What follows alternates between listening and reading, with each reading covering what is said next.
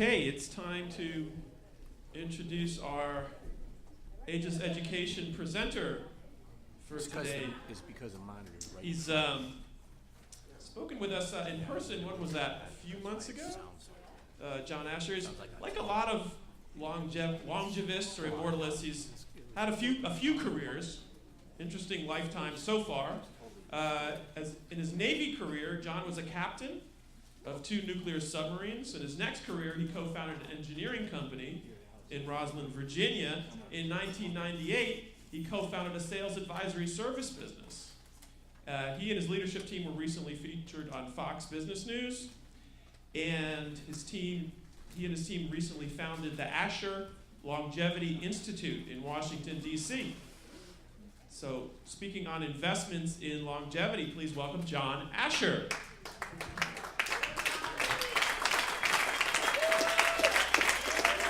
Thank you all. Can you all hear me?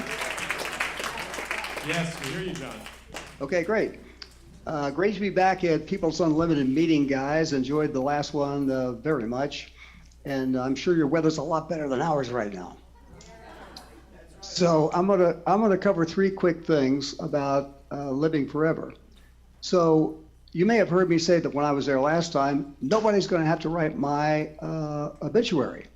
And the reason is, unless I do something stupid like a car accident, I intend to live forever. Now, the trouble with that thinking is if you buy that, of course, then it changes your whole life. You can't eat fast food anymore. You can't be overweight anymore, and on and on and on and on. And also the idea comes up, wait a minute, if I live to 200, where's the money coming from to live to 200? So I've got a presentation here in 3 parts. First, how can we invest in ourselves to live forever? Second, what stocks should we potentially invest in if we want to have the money to live forever? And because of all the rapid changes going on in the world, how can we invest in our kids? So let's take investing in ourselves first. I think we all know, if we've been to RadFest, been to other People Unlimited meetings, there's a ton of information about longevity. And in our sales training company, our purpose or why was making the complex simple. Same thing in the Asher Longevity Institute. How can you make this simple so the average person can get all these large studies, get how they fit together? And so this is what we kind of wanted to do. I've kind of simplified it down to 5 things. 5 steps we can take, all easy to understand, to live forever, or at least get a really great start so that as the new stuff comes on board, we're ready for it. So first, get the basics right. And we all know what to do. Get the right amount of sleep, get the right amount of exercise, eat the right stuff. The trouble, of course, is it's difficult to do it. Second, let's get our biomarkers in the right range. We do a blood test. Let's see if who we are and where we stand. 3, take the appropriate supplements to ward off disease. And People's has a great, strong relationship with life extension. They're kind of the creme de la creme of the supplement guys. And so, why not take what they recommend? 3rd, take the 4 drugs or medications that have an adjuvant or additional therapy. And then 5, since we now kind of recognize the 4 reasons we die, and we also recognize what to do about them, why not take some action? So I'm not going to cover eating, but let's look at the right biomarkers. And I didn't make this up. This comes from Life Extension. And if you look at my biomarkers, they're all as good or better than this. My blood pressure is lower than that. My heart rate's 50, glucose 83, A1C 48, HDL 110. It's going to sound crazy, but my LDL 25.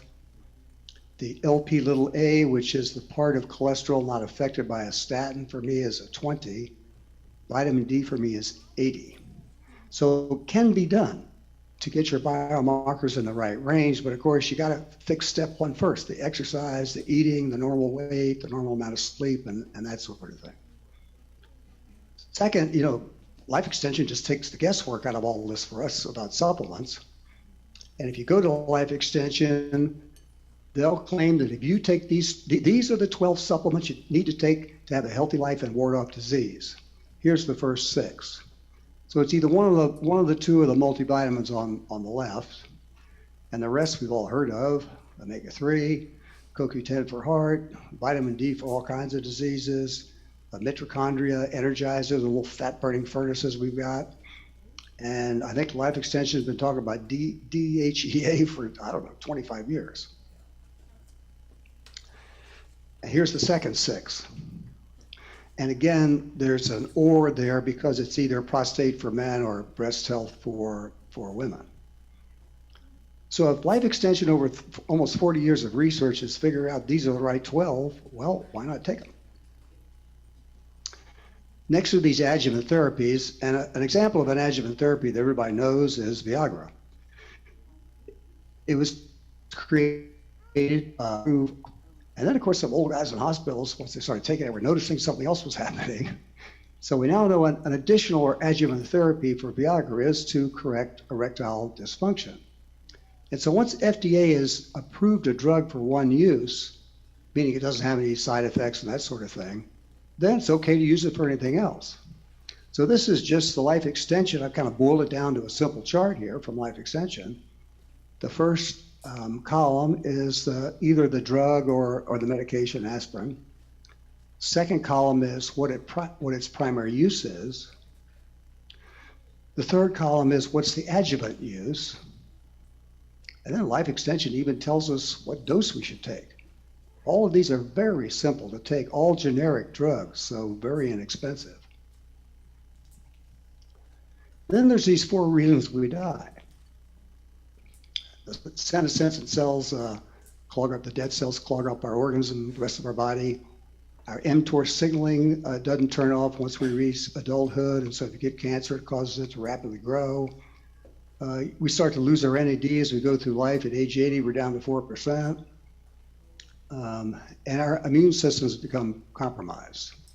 And so if you look at the Life Extension, age reversal folks about what to do about it, it's a combination of supplements. You can see for the senescent cells, there's 2 supplements. For mTOR signaling reduction, there's a drug, metformin, which we've all heard of, a couple of supplements, and then the periodic fasting. And everything I know about fasting, and I do myself, is 16 hours twice a day. So my wife and I finish dinner by 6 on Friday and Saturday night, and then don't eat breakfast till 10. So it isn't that difficult to do that periodic fasting. Now for NAD+, you've got to get an NAD+ infusion, and I've had it, and I think I told you all at the last conference what the benefits for me, just tremendous difference. My balance improved, everything improves. And then for the immune system, there's a couple more supplements from Life Extension. So this is a fairly simple prescription to fix the 4 reasons we die, at least slow it way down so as new advances come on board, we're still alive and ready for them. So that's my first part. Let's invest in ourselves. Fairly simple, easy to do. Now let's take stock investing. So as I went through the last, and by the way, I'm not a stock trader, I'm not a stockbroker, I'm just an investor. And I've had the same stockbroker for 40 years. And so as I went through RadFest, every time a speaker mentioned a stock, I just wrote it down. And at the end of the 3 days, I had a list of 21.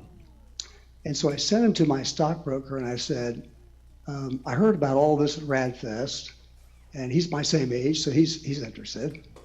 And I said, Reed, take a look at these and see which ones you would recommend. I'd take about $25K each for my 401K to put into each one of these.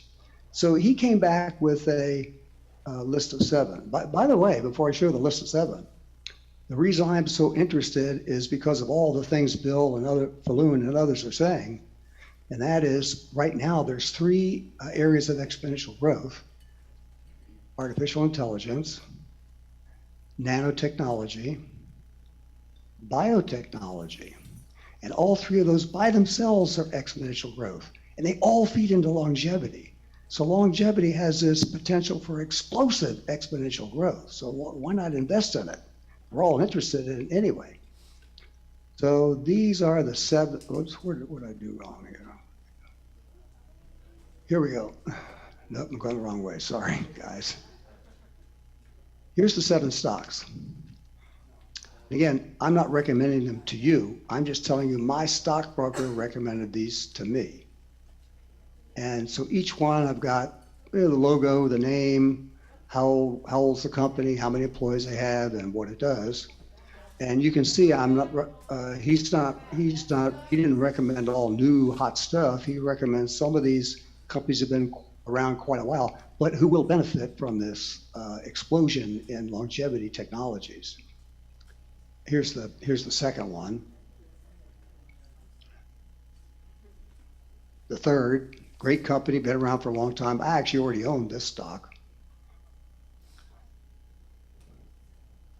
I'm sure you've all heard about CRISPR and the Cas6 and or Cas9, I guess it is, and the holy grail of longevity. And so the last 3 are involved in the CRISPR, the newer companies involved in the CRISPR technologies. And then finally one more, another company been around really forever, but it's really positioned to take advantage of this explosion in longevity technologies. So net, I'm not recommending these stocks. They're just the ones that I decided to buy based on writing down the 21 stocks I heard at RadFest, giving my stockbroker, telling him to put a little bit of money in each from my 401k. And so I'm not doing this to make money next week in that stock. I'm a long-term investor. And so, if I'm going to live to 200, I need some damn money from for the next 100 years. And I think this is the best way to get it. Now, if this is too much, there are to consider. There are ETF funds. We've all heard of mutual funds. So an ETF fund is an electronic trading fund, and they specifically invest in only one area. And there are a few already for longevity stocks. So if you want to really make it simple, just buy an ETF for longevity stocks. For example, I've got one for Chinese IT technologies companies. They own Tencent, who's the WeChat company, and Alibaba and that sort of thing, Sina. And that's done extremely well over many years. A little rocky road in the last couple of months, but over the long term, extremely well. So an ETF is a way to just invest in a specific technology, and there's a handful for the longevity stocks. The third area is investing in our kids. And it doesn't matter who you talk to who's an economist, all of them are predicting the same thing. And that is there's going to be a serious recession or a depression. Probably won't be just the United States, probably worldwide. And they're all predicting somewhere around 2030. And what's really driving it is the massive global debt. China has grown with debt, is now slowing them down because of the debt. Right now in the US, our debt equals our GNP, which is just crazy. And when you look at all the various states, almost every state has an unfunded pension liability because of this crazy connection between the unions and the politicians. And many states are essentially insolvent already. Connecticut, New Jersey, Illinois, and that sort of thing. So if all that comes together in 2030, there's going to be a big economic event. So if you buy that, then what can we do about that, especially for our kids? What should they do to position themselves for the future? So here's a couple of ideas. For the baby boomers and that sort of thing, we all got a house, we all bought a car. It was all about me, let's get all this stuff right away. And so many of us became house poor and that sort of thing. So my advice for my kids is, and grandkids now, they're not quite ready for this, but live below your means. Build a nest egg. Second, be self-reliant as much as possible, because GE just laying off a ton of people. Tesla just suddenly laid off 7% of the workforce. So it's no longer stable to work for a large company. We can't say we're going to work for IBM for 30 years. It just isn't going to work anymore. I think being fluent in a second language is great advice for kids. And probably the two best would be Spanish or Mandarin, Chinese. And as Jim has been telling us for quite some time, figure out how to have a second income stream. And in many cases, it just isn't that tough. I don't know how many sellers there are on Amazon of various individuals, but there's a lot. And then the whole world is being upset with new technologies. Industries are being destroyed. I know we all know this. But what you want your kids to do is to get an education, get a major that will be useful in the future. And it's fairly easy to figure it out. You can just Google where are the jobs in the future, and all this stuff will come up. And you can also Google which jobs are going away, and that'll all come up too. So it'd be kind of crazy to invest a lot of money in our kids' education for college, and then the education is essentially worthless. Then finally, last slide. Probably the best investment you can make is buying a house for the long term. And so possibly the best gift you could give your college graduate kids would be the down payment on a house. Secondly, don't pay off that student loan early and feel good. It's a very low interest rate. So keep that loan. Keep your money and invest it in other things.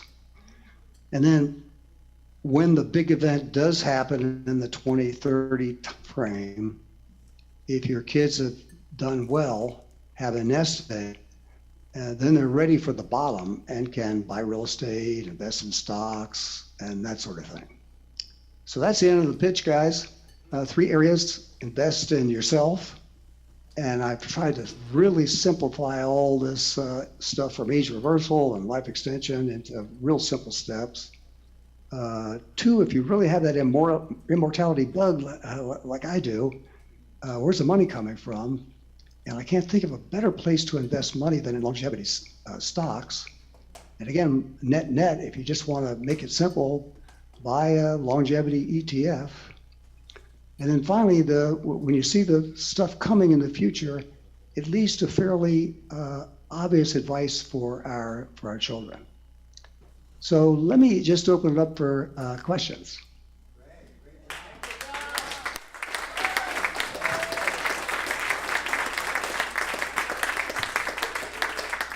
Thank you all. Thank you.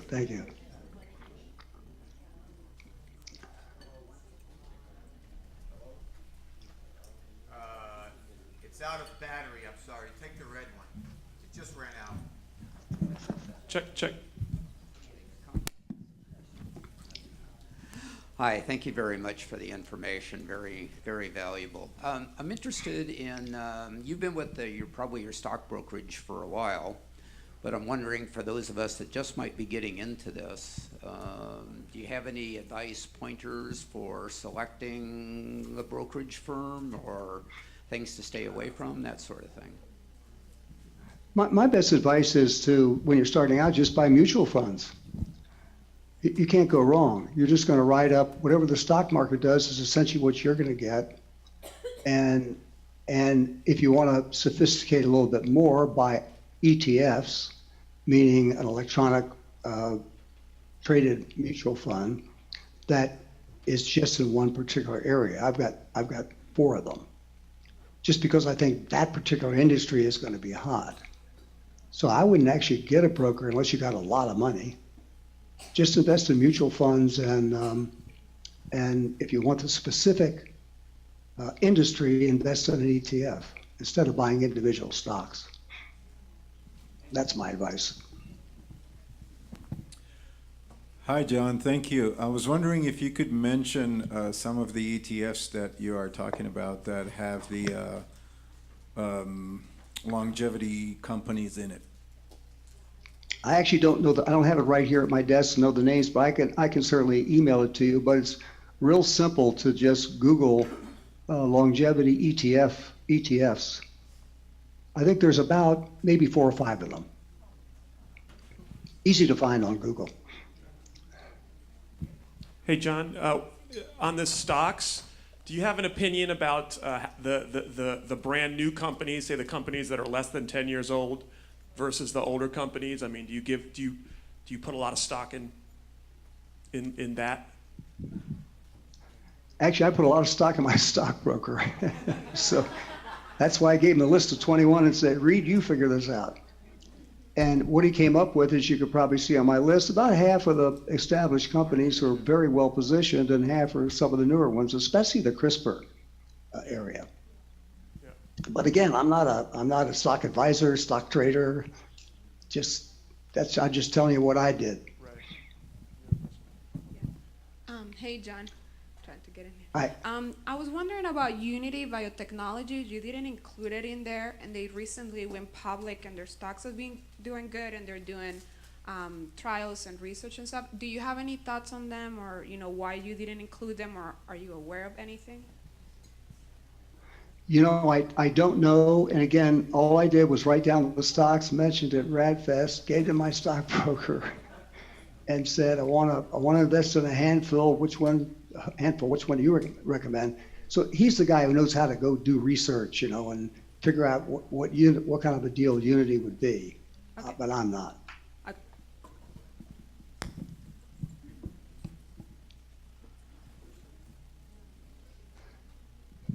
Yeah. Hi, John. What is your opinion about investing in gold and silver? Do you have an idea about that? Yeah, I'm actually not invested in gold and silver. And again, I don't ask my stockbroker what to invest in. I've been with him, I think, for 45 years, and he's grown my portfolio at 22% per year, and which is pretty good, really. And I haven't really. I don't direct him because I know if I give my opinion, it's almost always going to be wrong. John, he's never invested in gold and silver. John, some people here want to know your stockbroker's name. Well, unfortunately, he only takes on accounts, I think, over 2 million. So now that's because he's gotten so good. When I was with him, we were actually both on the same nuclear subject together. He went off in one area and I went off on another. So you mentioned that there's a prediction that there's going to be a crash and possibly a world crash in 2030. So what do you think you'll do with your stocks before that? Oh, I would just depend on Reed, although probably I'll still be alive and he won't. I'm guessing. But if you can see the signs. All the signs were there for the crash in 2008, especially in the real estate area. Both my brother and I went to cash, not exactly the right time, but pretty close, just based on the stockbroker's recommendation. He could see it coming. Any other questions? Let me ask a kind of a follow-up question on that, John. Is it, you know that you mentioned there is talk about a global crash at around 2030. Is there equal kind of talk as to when they think things might kind of top out, so to speak, what you just covered? But is there some kind of date prediction? I haven't seen anything like that. I've just seen almost every presentation I see in this area, and I've got a couple of businesses, so I'm interested. And the last presentation I saw was in Raleigh, the Vistage organization, and there were 3 different economists from 3 different large organizations, all essentially saying the same thing. They didn't say anything about when they thought the recovery would be eventuated.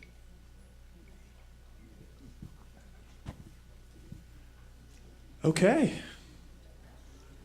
I didn't expect there to be so much questions about the stocks. Hey.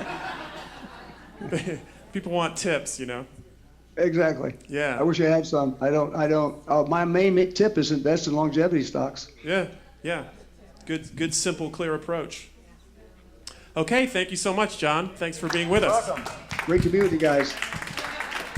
John, it's Jim. Thank you so much. You did a great job. We really appreciate your generosity. Thank you, Jim. Yeah. We'll look forward to Be with talking you. to you soon, and we'll see you at RadFest in Vegas. For sure. Okay. Take good care of yourself. Okay. Bye, guys.